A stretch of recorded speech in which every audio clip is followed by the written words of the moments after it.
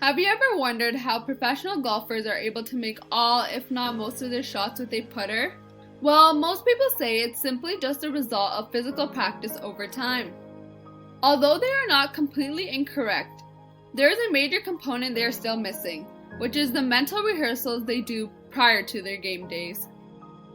Mental practice relies heavily on mental representations, which are constructed images in one's mind of what he or she wants to have happen in a certain scenario. It helps the brain get familiar with the situation so that when a person is actually put into a similar circumstance, the brain is not clueless and has a particular response ready. In the context of golf, mental practice generally consists of focusing on their target and visualizing the ball going in without physically performing any sort of actions. These mental rehearsals increase concentration of the individual as they eliminate any non-essential stimuli the player may be exposed to, hence reducing the possibility of misdirected and diverted attention. In simple words, it helps block out any distractions the player may be experiencing and allows the individual to direct his or her attention specifically on their goal. According to research, concentration leads to enhanced motor memory, which is commonly known as muscle memory.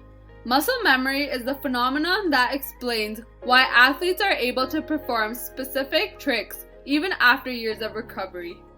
Although motor memory generally occurs within the muscle fibers, our brain also has the ability to recall certain scenarios and send corresponding information to the muscles. This is due to the fact that mental rehearsals activate the same brain systems that are involved in physically performing a task. When the brain is exposed to a circumstance numerous times, it gradually adapts to the situation and can perform those tasks with minimal to no conscious efforts. It almost seems automatic. To help you better understand the purpose behind mental representations, I have come up with an analogy that most of you can relate to during this pandemic, which is comparing mental illustrations to the COVID-19 vaccines. To begin with, I will be listing the key players of this analogy. The vaccine illustrates the situation the golf player is being exposed to. The white blood cells, which are a component of the immune system in the body, serves the role of the brain in mental rehearsals. Last but not least, fighting off the virus in the body displays the execution of a putter swing in golf. Okay, so putting this all together, we first have the body being injected with the weakened version of the virus.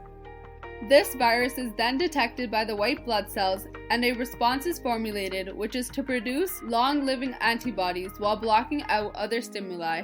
As a result, the antibodies are able to fight off the virus while storing memories of the battle against the foreign invaders.